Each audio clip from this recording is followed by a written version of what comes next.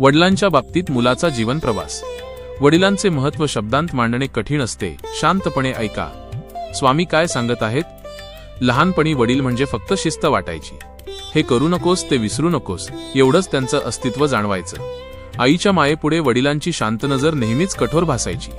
मुलगा जसजसा वाढत गेला तसतसे मतभेदही वाढत गेले। स्वप्न वेगळी होती, वडिलांच्या अपेक्षा वेगळ्या।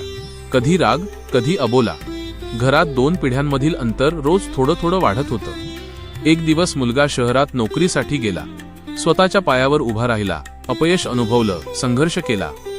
तेव्हाच कळलं, वडिलांनी आयुष्यभर कधी स्वतःसाठी जगलंच नव्हतं। पहिल्या पगारात आईसाठी साडी घेतली आणि वडिलांसाठी एक साधंसं घड्याळ। ते घड्याळ हातात घेताना वडिलांच्या डोळ्यात पाणी तरळलं। पहिल्यांदाच शब्दांत न सांगितलेलं त्यांचं प्रेम स्पष्ट दिसलं। आज मुलगा जेव्हा थकतो तेव्हा वडिलांचा आवाज कानात घुमतो। माणूस पडतोच, पण उभा राहायला शिकणं महत्वाचं। तेव्हा उमगतं, वडील कठोर नसतात, ते आयुष्य मजबूत बनवतात। वडिलांचे संघर्ष फार असतात, पण ते आपल्याला कळत नाहीत। आणि जिथे वडिलांचं मन गप्प लढत असतं, तिथे श्री स्वामी समर्थ शांतपणे त्यांच्यासोबत चालत असतात। श्री स्वामी समर्थ।